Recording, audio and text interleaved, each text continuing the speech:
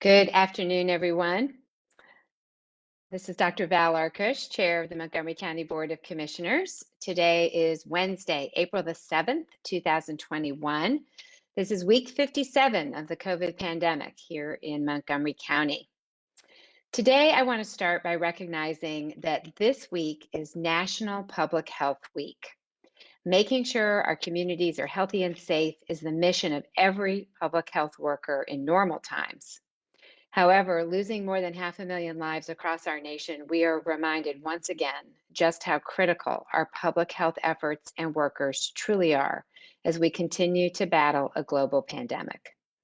My gratitude starts right here at home, where our extraordinary team and the Montgomery County Office of Public Health has been working nonstop for over a year to keep our community safe. From tracking and analyzing the data to conducting contact tracing for thousands of community members, to standing up testing sites and vaccine clinics, to interpreting and implementing constantly changing guidance and educating our community about the coronavirus.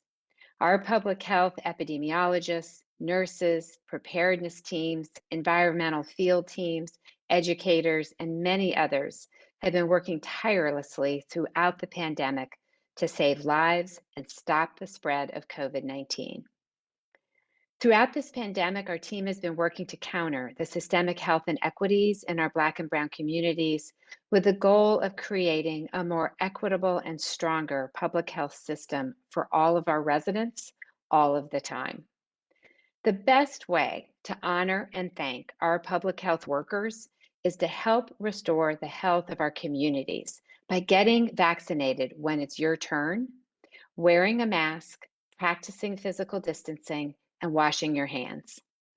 To our public health team, thank you for your service, your dedication, sacrifice, and endurance, not only in response to the COVID-19 pandemic, but as you continue to help communities prevent, prepare for, withstand, and recover from other health threats.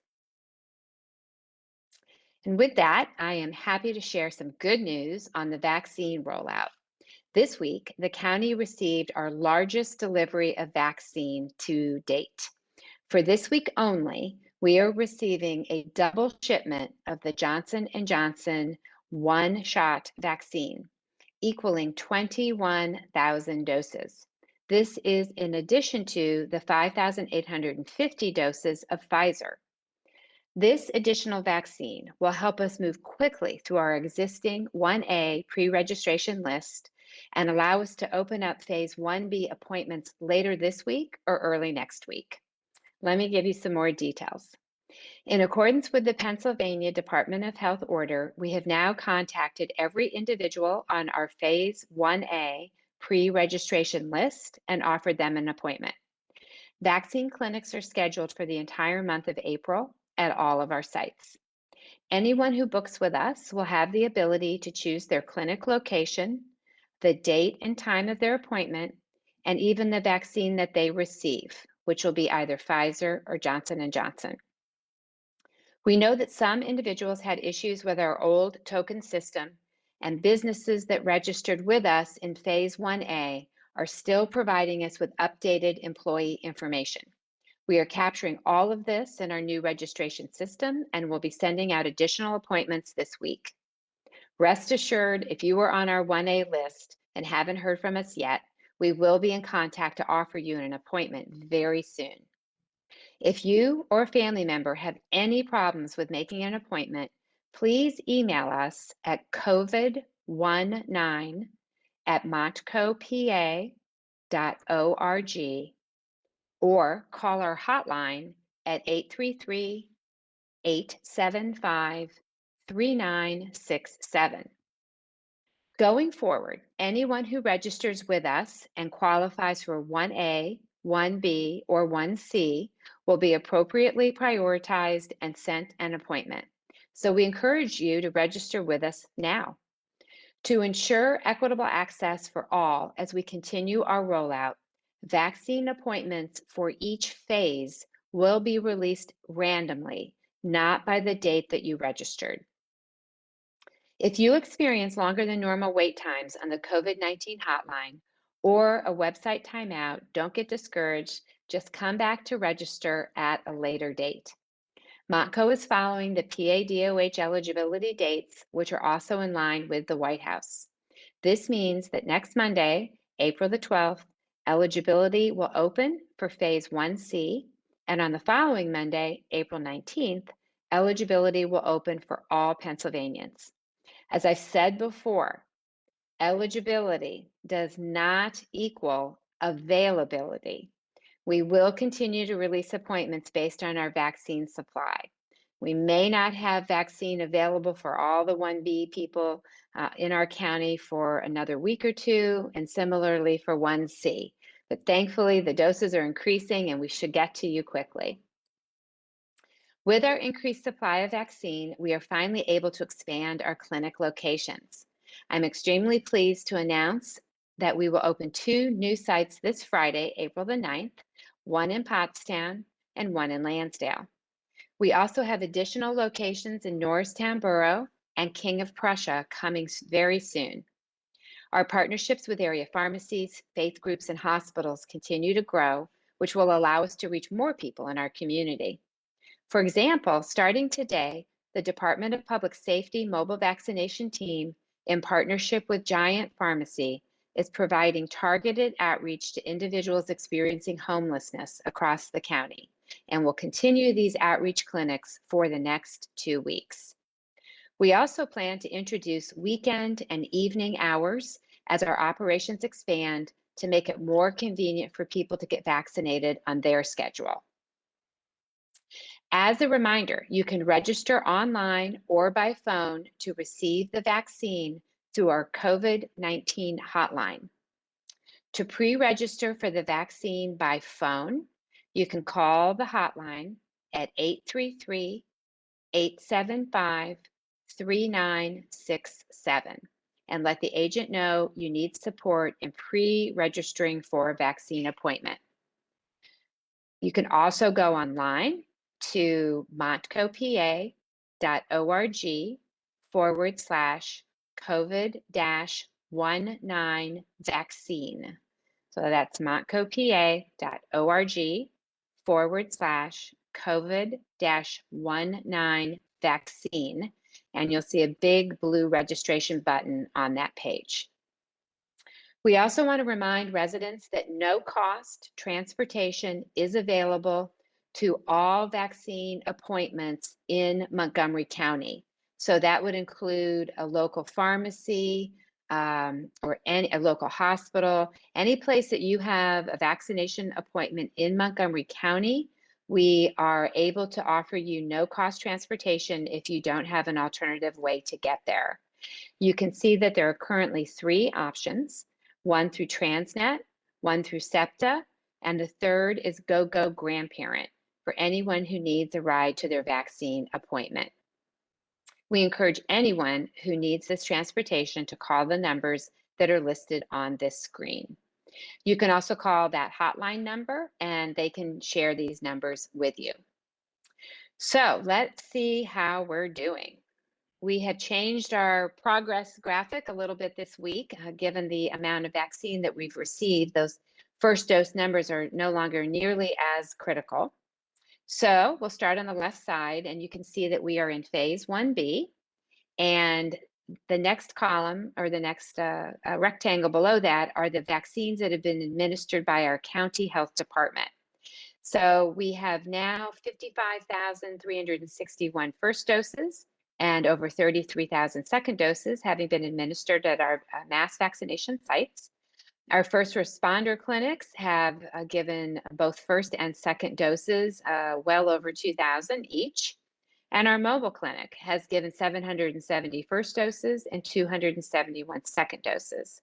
So in total, our county health department and Department of Public Safety efforts have given 58,794 first doses and 36,156 second doses, 156,000 second doses.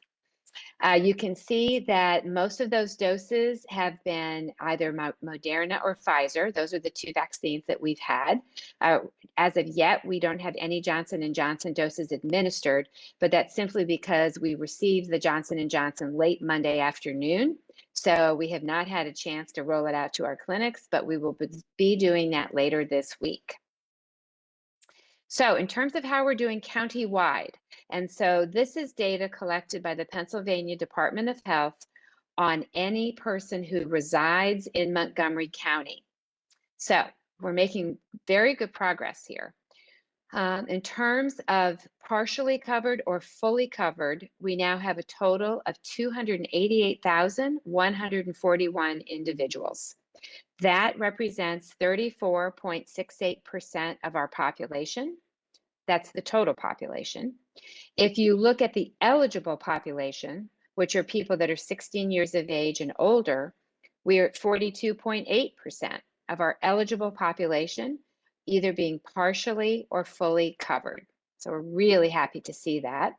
And then that far right column shows the percent of individuals who are 65 years of age or older of our population in the county, in that group, which is about 150,000 people. We now have over 45, almost 46% partially covered and 30% fully covered, for a total of 75.73% of those 65 and up who live in Montgomery County, either partially or fully vaccinated. So extremely important to see that very happy number, knowing that this is the population that is most at risk for a serious case of COVID-19. We are also making progress on our county-wide race and ethnicity vaccinations. In the Asian population, we are up slightly from the prior week. We're at 0.8% now. In the Black African American community, we are up to 5.2%. Last week, we were at 4.9%, so continuing to make progress there. I also want to point out and thank everyone. Our number of unknown values for both race and ethnicity are relatively lower. So the absolute numbers continue to go up, but now we have unknown race in only 1 of 7 individuals, so that's a big improvement. And in terms of ethnicity, only 2 in 7. So in both cases, we are making good progress. And in terms of our Hispanic and Latino population, we're now up to 2.2% of that population being vaccinated. So not there yet by any stretch of the imagination, but we are getting there. And I just want to again thank everyone for identifying race and ethnicity so that we can make sure that we don't leave anyone that wants to be vaccinated behind. Also, I want to share with you, as more and more people are vaccinated, more and more people are interested in traveling. And the CDC has come out with some updated international travel guidance. Fully vaccinated travelers are less likely to get and spread COVID-19. However, international travel is considered to pose additional risks. Even fully vaccinated travelers are at increased risk for getting and spreading some of these new COVID-19 variants. The CDC recommends delaying international travel until you are fully vaccinated. That means at least 2 weeks have passed since you got either the single dose Johnson & Johnson or your second dose of Pfizer or Moderna vaccines. If you're fully vaccinated with an FDA authorized vaccine, you should continue to follow the CDC's recommendations for traveling safely and get tested 3 to 5 days after travel. You do not need to get tested before leaving the United States unless your destination requires it, and a number of destinations do, so you should check that. You do not need to self-quarantine after returning to the United States. However, all air passengers coming to the United States, including U.S. citizens and fully vaccinated people, are required to have a negative COVID-19 test result no more than 3 days before travel, or documentation of recovery from COVID-19 in the past 3 months before they will be allowed to board a flight to the United States. And with that, I'll move on to our regular update. Since the March 31st press briefing, we've had 1,531 new cases of COVID-19 reported in Montgomery County. These are for the dates inclusive of Wednesday, March the 31st through Tuesday, April the 6th. This is a daily average of 218.7 cases and brings us to a total of 52,450. These positive cases are all a result of a positive test for the virus, not from the antibody test.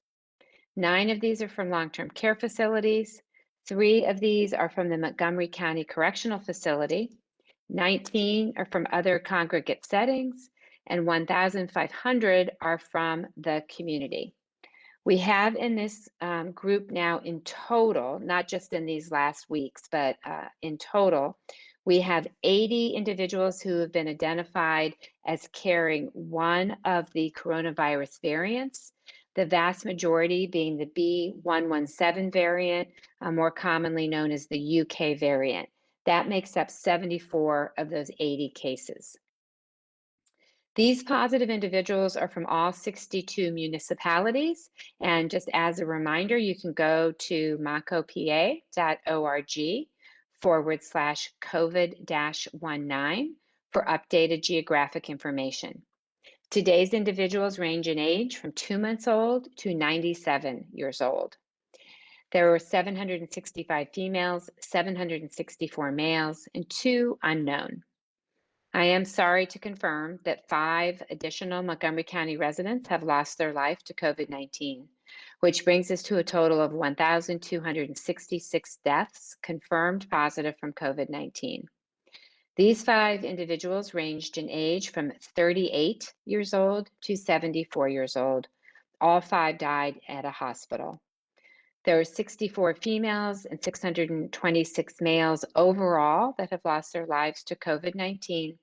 They range in age from 25 to 106. The situation at the Montgomery County Correctional Facility remains stable.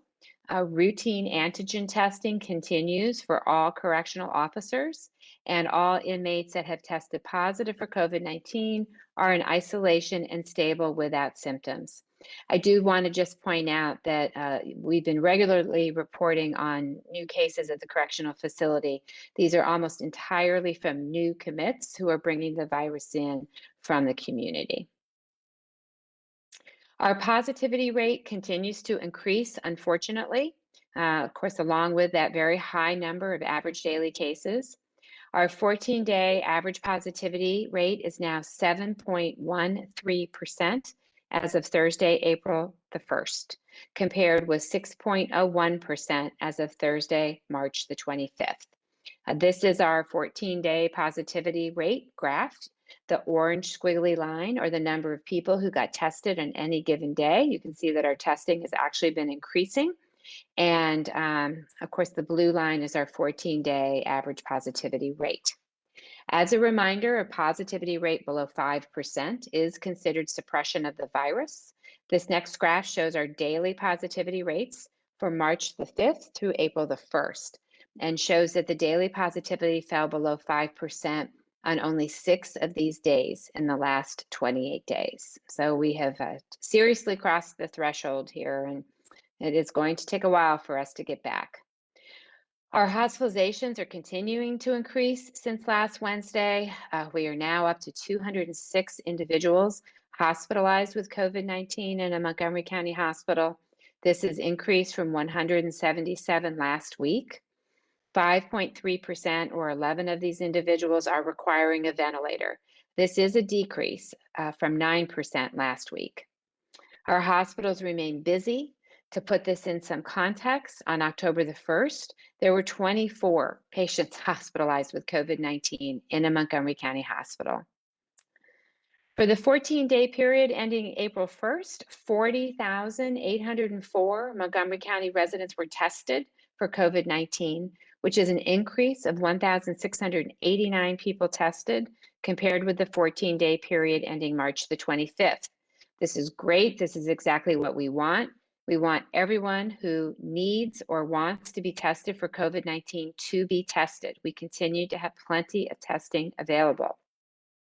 This is our date tested graph. And as a reminder, the gray vertical bars are the number of positive cases on that given day. The red and pink lines are the 7-day and 14-day averages of all cases. The dark blue and light blue lines are the 7 and 14-day average of cases from our community. And down at the bottom are the orange and yellow lines, which are the 7 and 14-day averages from our long-term care facilities. Next, we'll zoom in on our last couple of months, and you can get a sense of what's happening. I think we'll have to add the Easter and Passover boxes to this chart here by next week. And unfortunately, we are seeing, quite a rise here in our cases. So hopefully this is going to level off quickly and start to come back down. But please, please, this is just another reminder that there is plenty of virus out in our community, and the majority of our residents are unvaccinated. So please, we must continue with our masks and our social distancing and our hand washing. Now, since it's the first of the month, we will move on to our age cohort chart. As a reminder, the left column shows the different age cohorts, followed by the percent of our population that particular age cohort represents. The next columns, beginning with April 1st, 2020, show the percent of cases within each of these cohorts and whether they've been increasing, which is red, or decreasing, which is green, compared with the prior month. You can see that over time that our oldest individuals continue to be a smaller share of our cases and younger people a higher share. I just want to note that we're seeing an uptick in almost all ages 54 and below. The percent of cases in these age cohorts are also overrepresented. And what I mean by that is if we take as an example, the 20 to 24-year-old group, they are 5.7% of our population, but represent 8.83% of the cases overall. As I mentioned earlier, we continue to have good availability of testing, and I want to urge anyone who wants or needs to be tested to get tested. Our testing sites remain open Monday through Friday with varying hours each day. Our test sites are very easy to use. They do not require a doctor's order. They do not require that you have a car. We will test people of any age, including infants. You do not have to have symptoms to be tested at one of our sites, and these sites are no cost for anyone who uses them. You can register for a test online at montcopa.org/COVID-19 and click on the green County Testing Information button. You can also register by phone, and that's at 610-970-2937, and phone registration opens at 8:30 in the morning. And we do have language line available if you call in by phone.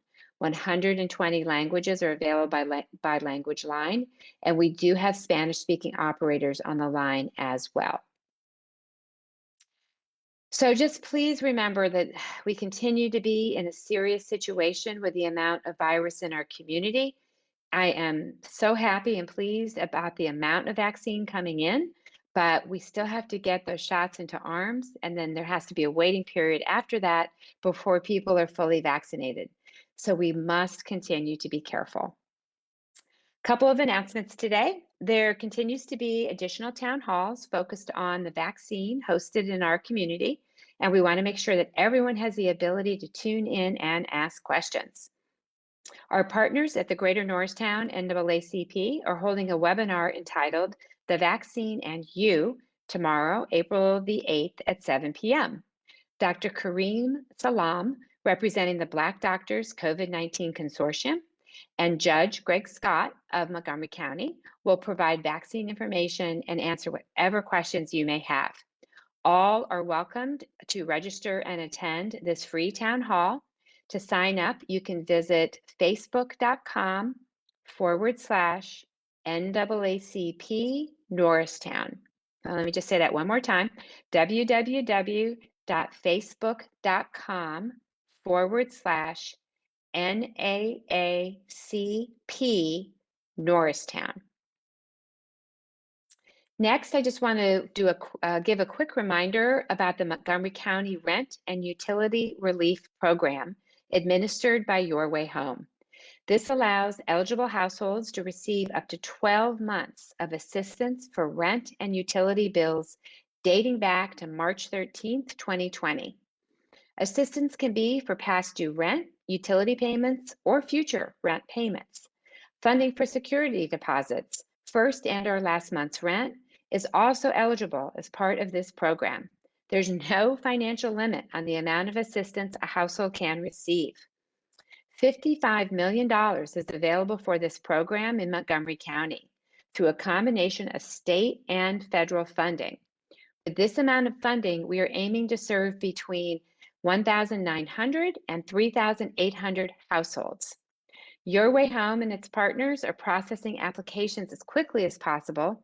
So far, over 1,300 people have applied, and we've helped approximately 571 Montgomery County households, representing $2.1 million in funds allocated. So we still have plenty of funds left, and the eligibility for this program is really quite generous. So please, even if you think you might not qualify, please do check it out. To apply, residents can call 211 or text their zip code to 898-211. Applications can be done over the phone, in person, emailed, or a combination of both. Residents can also reach out to one of these 6 partner organizations to learn more about the program and get assistance in applying. Our partner organizations are Aclamo, Family Services in Montgomery County, Manna on Main Street, the YWCA in the Tri-County area, CADCOM, and the Pottstown Cluster of Religious Communities. All of this information can be found online at www.yourwayhome.org/ERUC. So that's yourwayhome.org/ERUC, or you can call 211, and the folks that answer the phone will be able to give you more details. Anyone who lives in Montgomery County that is struggling to pay their rent or utility bill is encouraged to apply. And we're accepting applications on a rolling basis. There's no particular due date, so please check it out.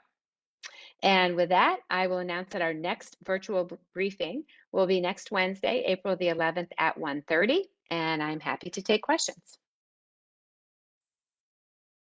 Our first reporter will be Krista Shoemaker from the Intelligencer. Good afternoon. 2 questions, and I'll ask them both together. Have you gotten any indication from the state as to whether the increased doses will continue, and how long do you think it will take for you to distribute the 21,000 doses?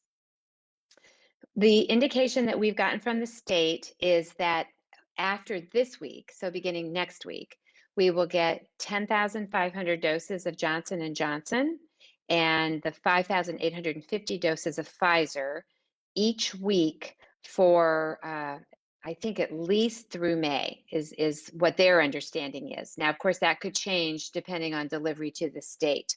But if the state continues to get what they have been receiving, then we will get about, in total, 16,000 doses a week. And to answer your second question, our goal is to meet the state's goal, which is to get 80% of those vaccines into arms after a week of receiving those doses. So again, we want to encourage people to register. This large number of vaccine is going to allow us to move through our list fairly quickly. So people might be quite pleasantly surprised that if they register this week, they might get an appointment fairly soon. So please do register. That is it for me. Thank you so much. Thank you, Krista. Next, we'll go to Kenny Cooper from WHYY. Hello, no questions for me at this time. We'll go to Jim Melwork from KYW. Hey, Schools, question about schools and recommendations of schools. The PDE kind of changed their recommendations a bit, and Montgomery County is in substantial community transmission. What are you recommending to school officials, and are conversations going on about maybe changing back from many of those who have gone in person? So we have a very close relationship with all of our school districts. Each school district has a pandemic coordinator on site, and that person has a specific contact within our health department.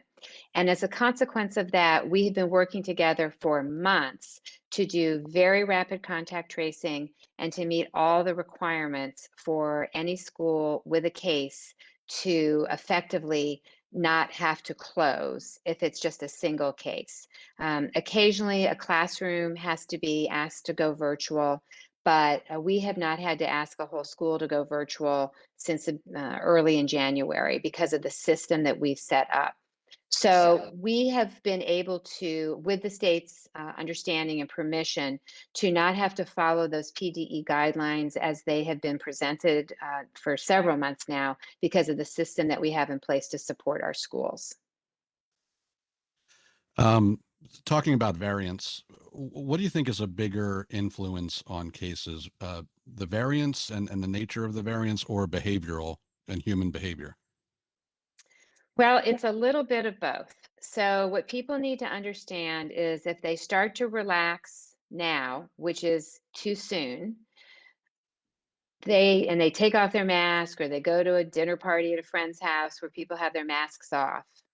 Because we seem to have a high percentage of cases with the variant out there, their chances of catching coronavirus have actually gone up. So I think it's a little bit of both. People are relaxing, and right now in our community, the virus is even more contagious than it was. So you put those things together and you see the kind of cases. Now we're up to 218 cases on average a day. That's what you get. I think if people were strictly following the mitigation measures, they were keeping those masks on anytime they're around people that are outside of their households, they were watching social distancing, I don't think our cases would be so high, even though we have the more contagious variant in our midst. We've asked you this 1,000 times, and you kind of have already covered it in a couple different areas, but what are you seeing right now as the biggest areas of spread, age groups, behavior, those kind of things? What's leading this charge right now? It's a combination of workplace exposures, exposures at school, and the school exposures remain primarily around sports and activities before and after sports, a little bit in the schools, but also very much sports related. And then people who go to small gatherings in homes and other private small spaces where people are taking off their masks.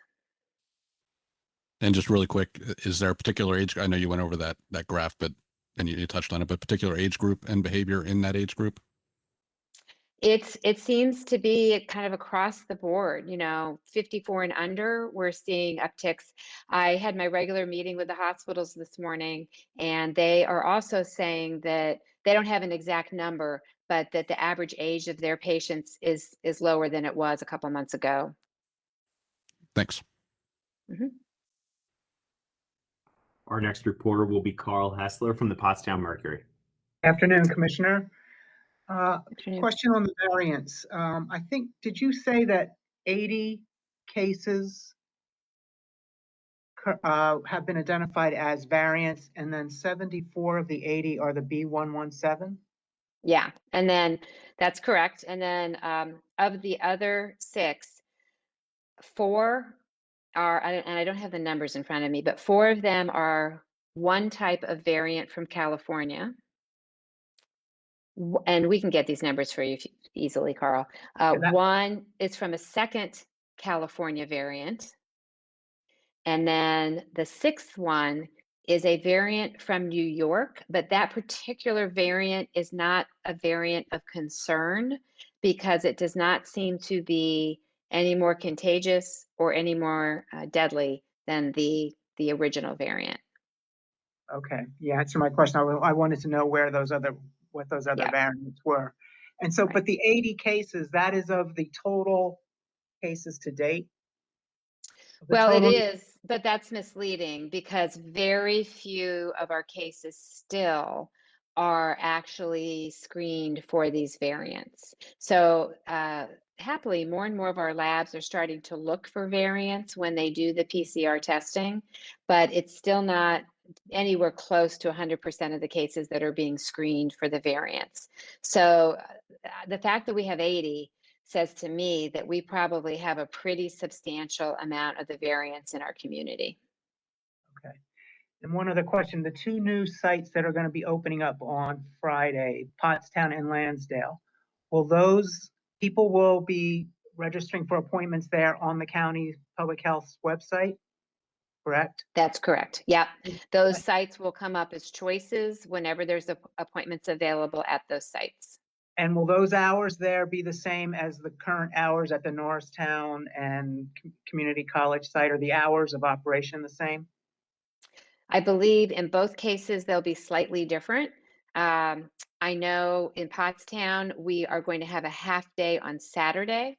I am not certain what the exact schedule is in Lansdale, but we are trying in all of our sites to have at least 1 or 2 days a week where we have more evening hours or closer to evening hours, because now we're moving into a cohort of individuals who are largely working. So we're trying to create some more flexibility in when people can get vaccinated. And how will people know the hours at Lansdale and Pottstown? Where will they find out the hours of operation for that then? So when they receive an opportunity to make an appointment, they'll click through and they'll be able to see the clinics that are open, which vaccine is being offered on each day at each site, and then they'll be able to see appointment times. So Okay. they'll be able to choose. Okay, thank you. That's all I had today. Thank you. Thank you. Next, we'll go to Justine McDaniel from the Philadelphia Inquirer. Hi, Commissioner, how are you? You said you would open phase 1B appointments later this week or next week. How many people have pre-registered for that, and how soon do you expect to actually begin giving shots to people in 1B? I don't have the exact number of how many people have registered for 1B, but we can follow up and get that to you. And I'm cautiously optimistic that we might be able to start giving some 1B shots at the end of the week or early next week. It's all going to depend on how many of those 1A appointments get filled up and if we have then remaining availability. Okay, great. And then do you have estimates for next week when 1C opens, around when you think you'll be able to start making appointments for them and giving shots to them? I don't have anything definite. It's kind of a lot of moving parts right now. We have a lot of appointments being sent out to people, and then we have to wait to see how many of those appointments actually get taken. So it's a bit of an iterative process here, but we'll have a much better sense of that in a week. Okay, great. And then we heard a couple of, I guess, people having like issues with the new registration scheduling site, some glitches that people were mentioning. I heard of someone who got an appointment but didn't think he was eligible. Just wondering if there's anything the public should know, if there's any kinks you guys were working out with that, or. Well, I think anytime you launch something brand new, it rarely goes perfectly. I'm not aware of any major kinks, but Kelly can certainly connect you with the folks that are actually on top of that day to day, and they can let you know.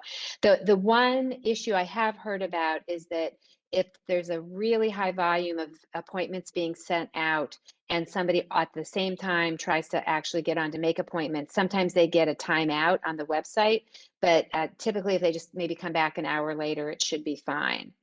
So beyond that, I haven't really heard of too many issues. Okay, But we perfect. can follow up with you on that. Yeah, no problem. That's all right. Thanks.